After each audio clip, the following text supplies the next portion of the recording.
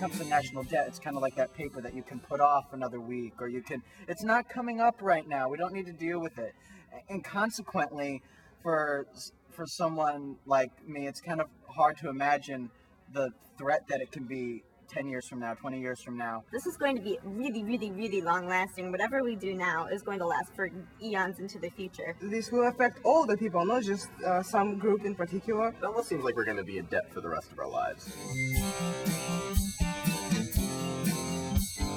We're working on this project on the national budget deficit called Facing Up to the Nation's Finances, a kind of a pilot project in figuring out the best way to organize campus conversations on this topic.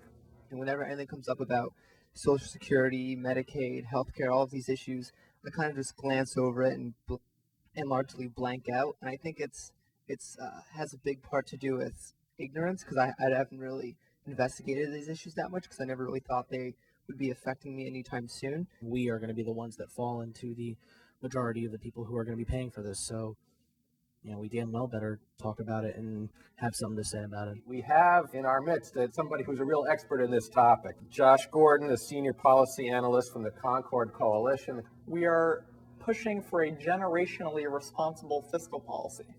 Our main concern is the moral implications of one generation passing on to the next generation a government financing situation that is unsustainable and that would drag future generations down. Is it even possible for us to consider paying off the national debt anymore? Because we spent all this time trying to figure out how to balance the checkbook on a year-to-year basis and pay for interest when there's still trillions of dollars that we actually owe to other people. We could reach balanced budget in the next 5 years, but 10 years after that, if we don't change anything, we don't have a chance. Our strategy was to break you guys up into small groups, each of which took on what we consider to be a pretty important piece of the puzzle. And we focused a lot on the retirement and the baby boomers beginning to retire in 2008. First of all, we agreed that we needed to do something now, not when we run out of money in 2017 or 2042 or whenever we run out of money. Would the government decide who would get heroic healthcare measures, or families, or doctors? It plays into very ethical issues, and in a sense, people could be set in a role where they would be playing God. We went ahead and talked about government accountability. The biggest aspect is basically making the federal budget easier to understand and to protect those who whistleblow. Some of the common ground that our group had would be we wanted to plan for the future. We have to start planning for the future to stop the deficit.